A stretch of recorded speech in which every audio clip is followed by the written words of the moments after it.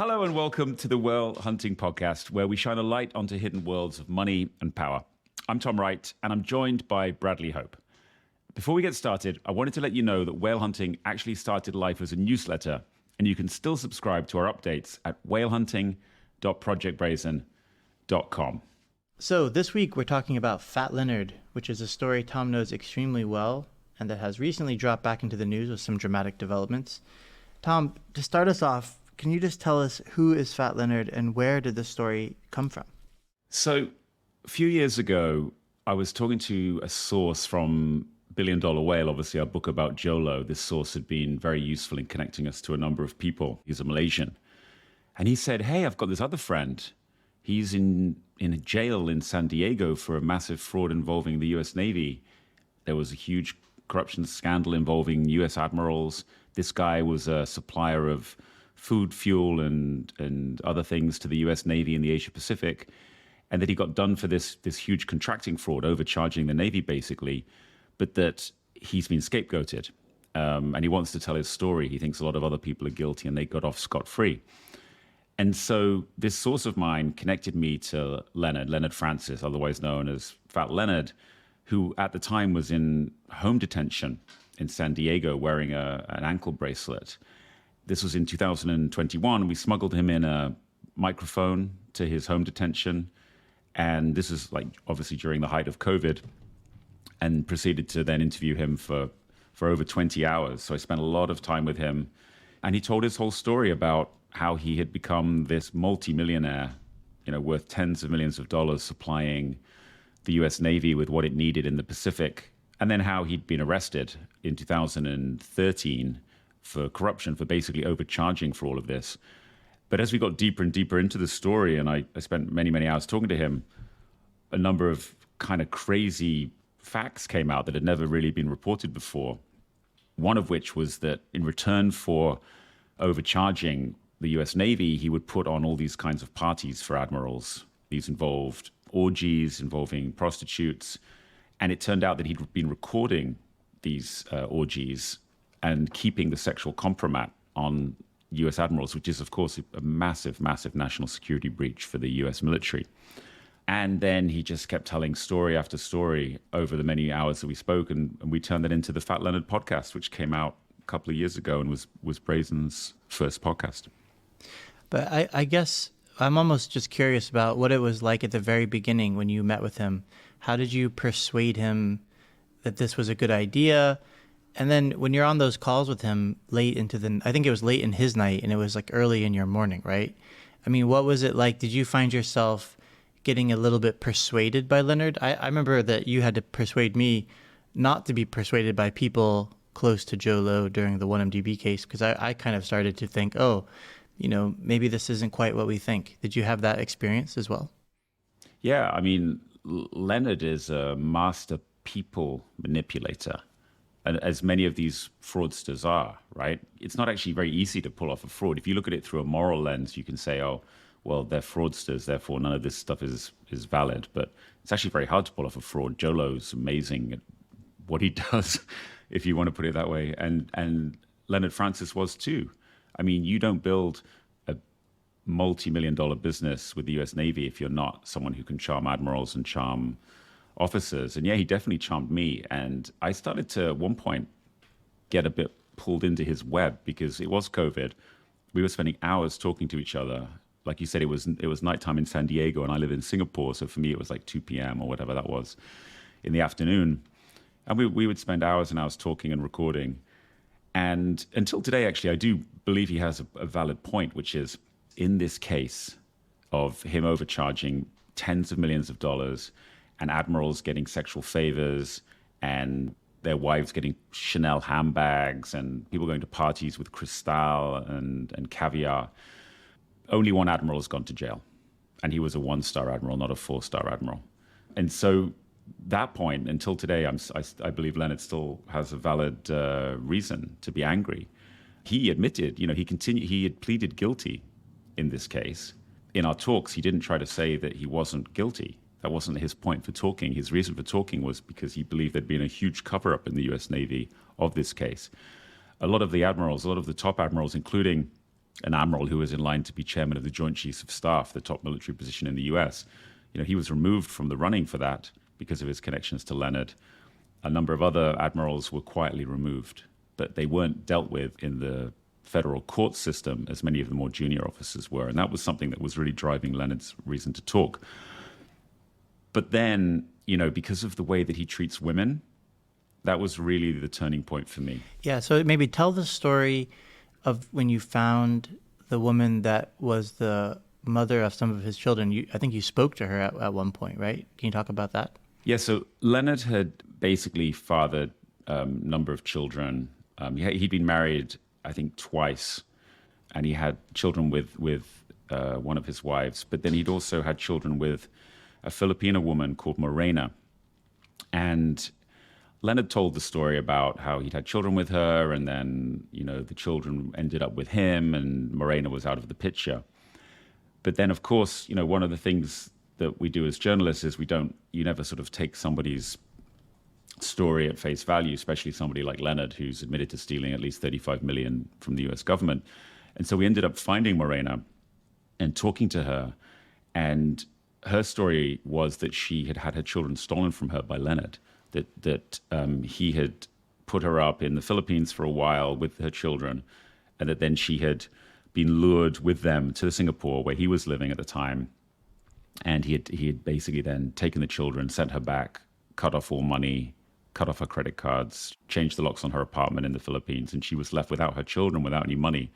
And Leonard was actually living with those children at the time when I was talking to him in home detention in San Diego. We found out that the authorities in Singapore had even ordered, the family court here in Singapore had even ordered for Leonard to give those children back, but it was outside of their jurisdiction.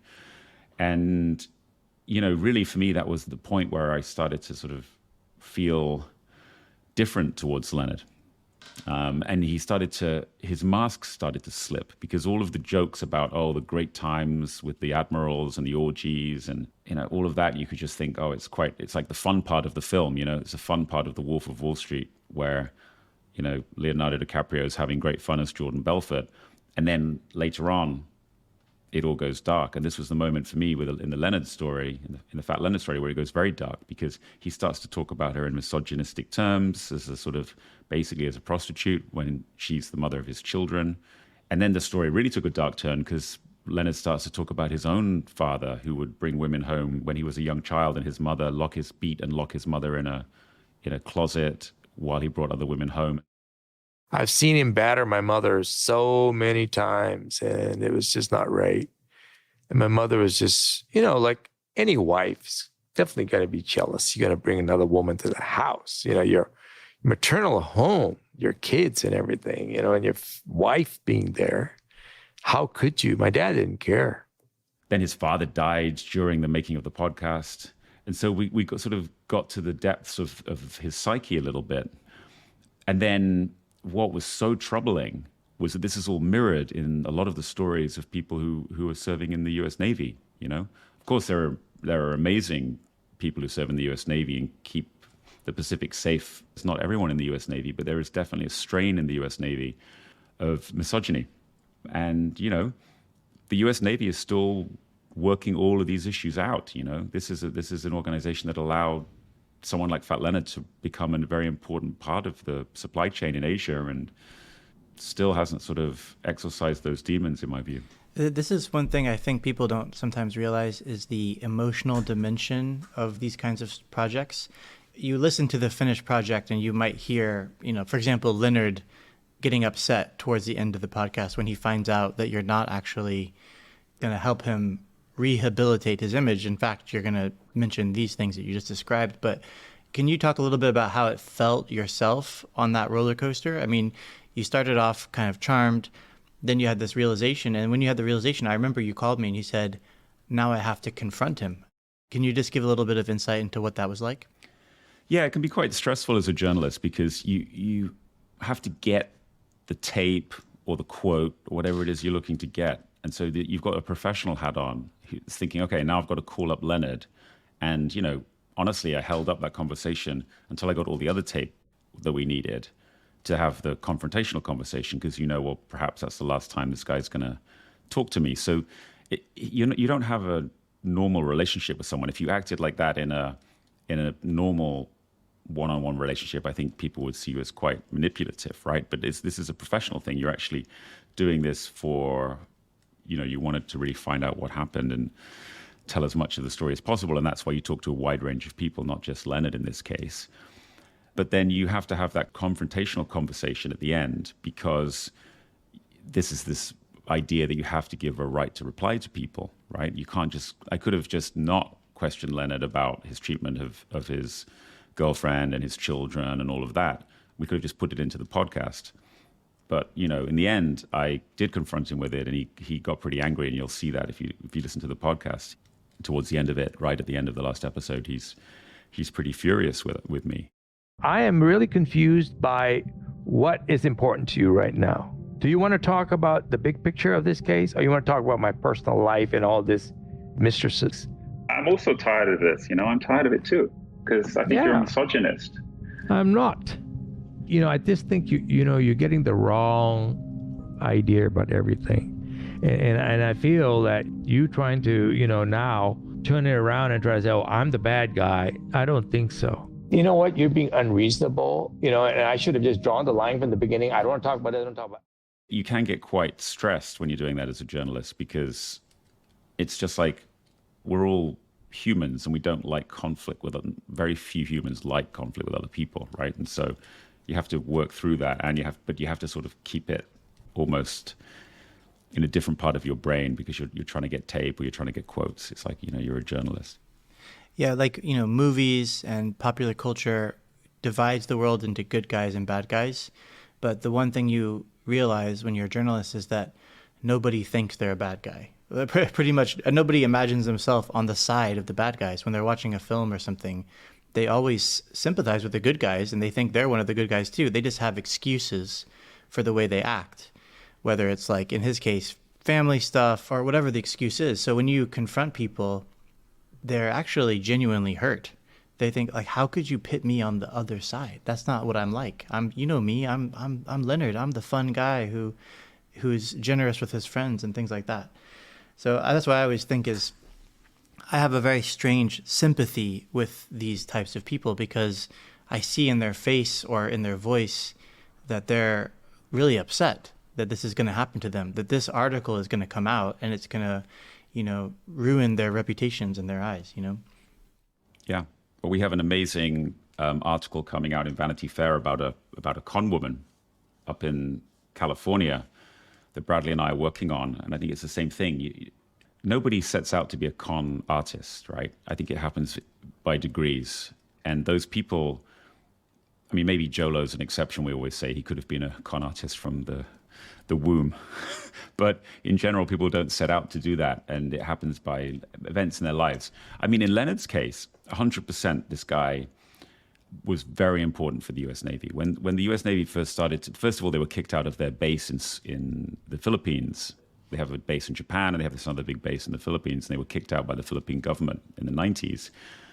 And Leonard was the bagman, right? The thing that you can't talk about in the U.S. military is if you want to operate in certain places, you need a bagman. You need somebody who's not the U.S. military to pay off all the corrupt port officials elsewhere so that boats can come in, fuel can get put on.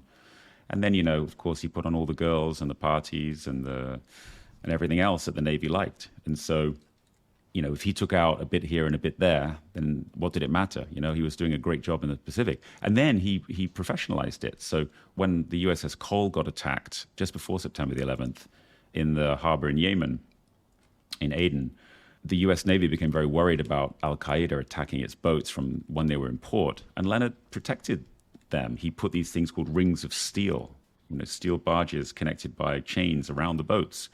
And he was the only person who was able to sort of create these kinds of infrastructure for the US Navy around Asia.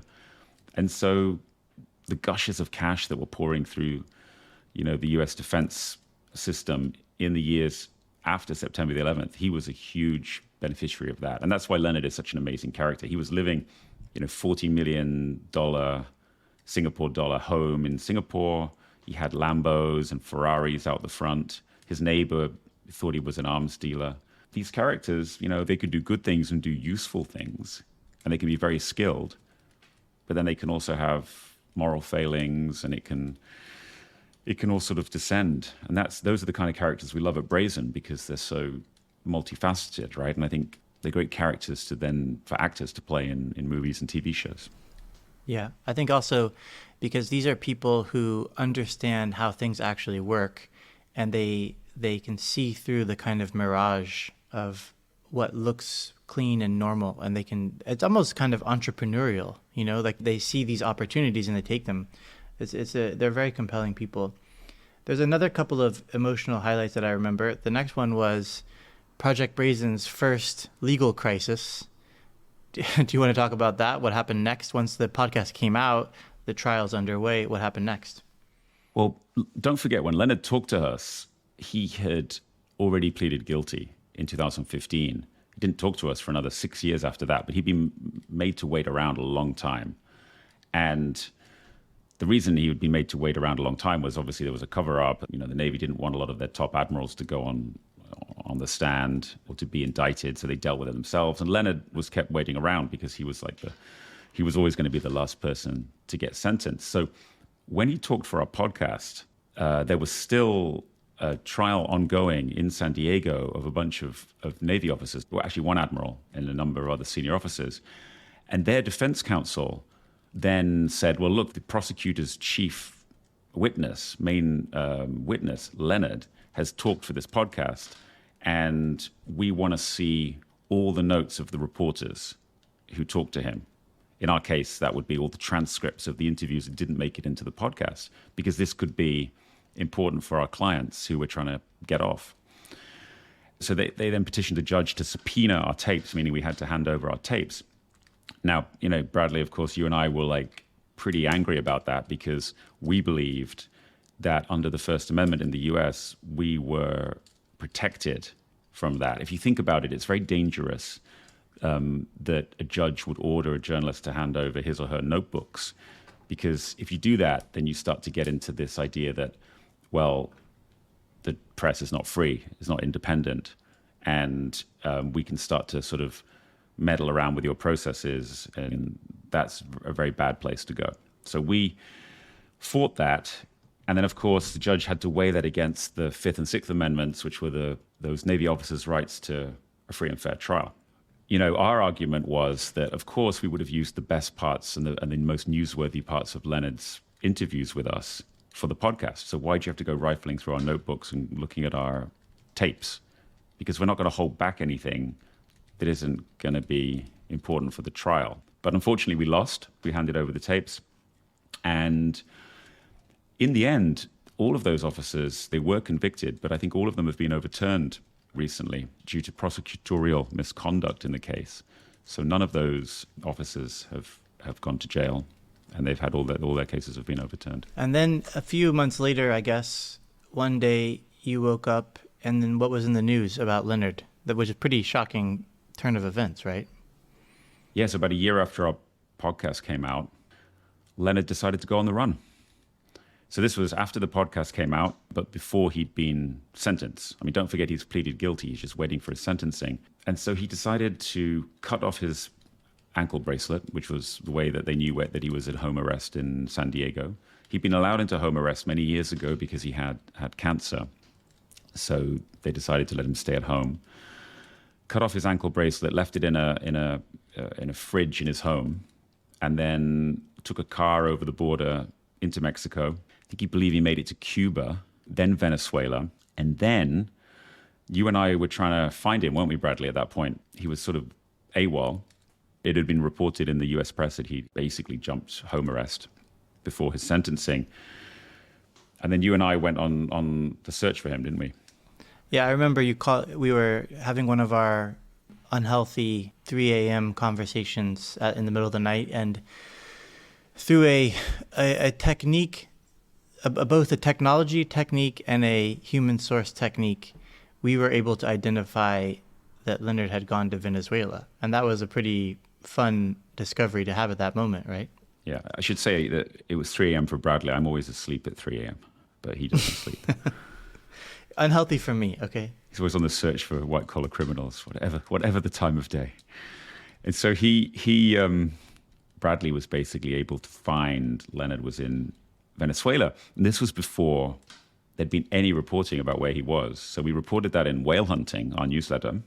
And then I think, 48 hours later, he was arrested in Venezuela trying to get on a plane to Russia, which is, of course, where all folk who want to stay away from the American government go these days. And yeah, he was arrested by Venezuela. And then Venezuela, which doesn't have diplomatic relations with the US, the Maduro government obviously is an adversary of the US, then had an amazing pawn to trade with America because they had Fat Leonard in jail. That trade just happened a few weeks ago. Welcome to the News Hour. In a high-profile prisoner swap, 10 Americans are heading home tonight after the U.S. freed a top ally of Venezuelan President Nicolas Maduro. 6 of the Americans were judged wrongfully detained by the U.S. State Department. As part of the deal, the Maduro government also agreed to free 20 Venezuelan political prisoners, and a fugitive defense contractor, Leonard Francis, will be returned to the United States. He fled before sentencing in a massive bribery scandal involving the U.S. Navy. Yeah, so this is Alex Saab, who is almost kind of like the Jolo of Venezuela, allegedly, who's known as like the wallet of Maduro. This is a guy that was traveling around the world with a diplomatic passport, involved in Panama Papers, clearly was doing something in the dark region of finance, and very close to the president of Venezuela. And the U.S. government enumerated many different cases where he's connected to potential drug trafficking, money laundering, corruption, and he got picked up, I think it was like Cape Verde or something like that, or it was an island somewhere, and he got surprisingly arrested on a U.S. warrant. So Saab was extradited to the U.S. in October 2021 and charged with 8 counts of money laundering. And basically, he was accused of moving $350 million out of Venezuela and into accounts controlled in the U.S. and other countries. Saab denied the charges, and he was awaiting trial in Miami federal court at the time of the prisoner swap. And, he was really seen as Maduro's bagman, basically the guy who moved around Maduro's money. This guy, I recommend you look him up. He doesn't look like the kind of guy you want to mess with. He looks like he's straight out of a television show like Narcos or something. He's got a long Wikipedia entry alone, and there's a lot of Panama Papers. Meg, our producer, was just telling me 11 hours ago he was made Maduro's new Minister of Investments. So that's what he's doing now. Can you imagine that Najib stayed in power and made Jolo the Minister of Investments after all of this stuff? I could totally see that happening, actually, in an alternative universe. We reported all of this throughout. If you recall, we found him in Venezuela. We said he's going to be swapped for Saab. We talked about the people that were involved, that Saab was hiring to try to lobby that in the U.S. government. So it's really a fascinating story. I mean, I actually, in some ways, I almost can't believe it happened exactly as it happened. No, I mean, Leonard got very unlucky in a way, because to land in a place, I mean, he wasn't trying to stop in Venezuela. It looked like he was trying to get to Russia, where I'm sure he would have found a willing sanctuary, because don't forget, he has all this sexual kompromat on U.S. Navy admirals. He moved all of his files onto Chinese servers back at the time to try to avoid the NCIS. We haven't even talked about the fact that he'd corrupted an NCIS officer, actually the head of the Quantico office. That's another huge embarrassment for the U.S. Navy. And then he moved all of his servers onto a Chinese server to try to avoid the investigation. So, the Putin government would have been very happy to have Leonard go live in Moscow. He just avoided that. He didn't make it there because he got arrested in Venezuela. And then it was very unlucky for him, because Maduro really wanted Alex Saab back from jail in Miami, because Alex Saab knows all about how Maduro moves his money around. And so, that deal was a year in the making. It wasn't just Leonard who was sent back for Alex Saab. It was also a number of other Americans who'd been arrested and kept in jail in Venezuela. Leonard was sent back a few weeks ago, and I think last week he made his first appearance back in the San Diego court, and now we're just waiting to see what his sentence will be. I mean, don't forget, this guy was arrested 11 years ago now. So he's done, apart from his 1 year on the lam, he's done 11 years in jail and home detention.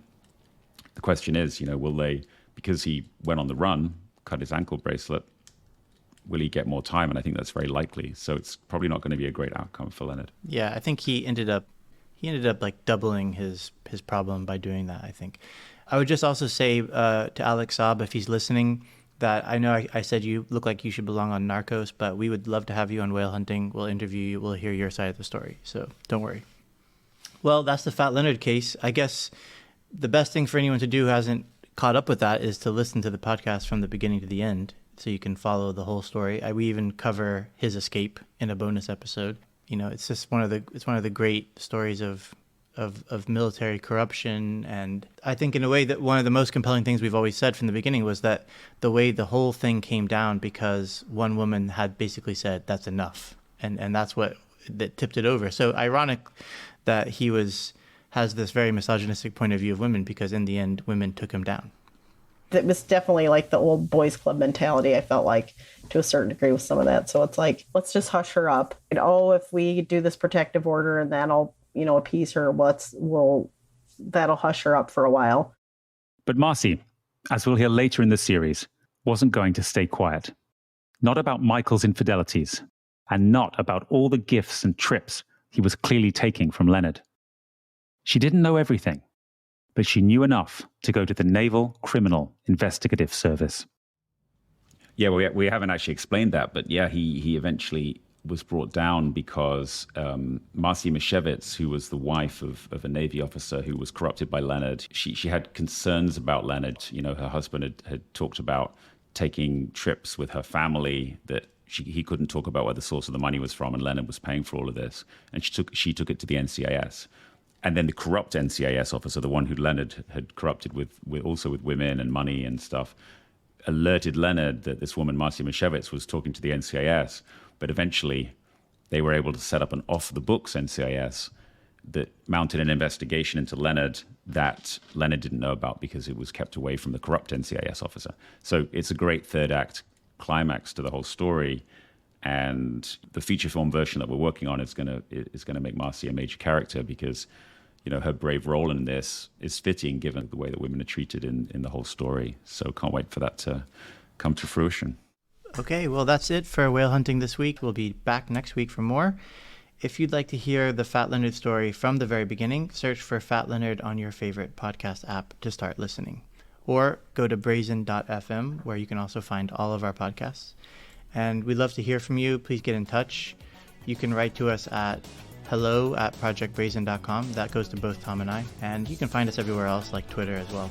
And we even have a Discord channel where we also sometimes tell extra secrets that we weren't sharing elsewhere.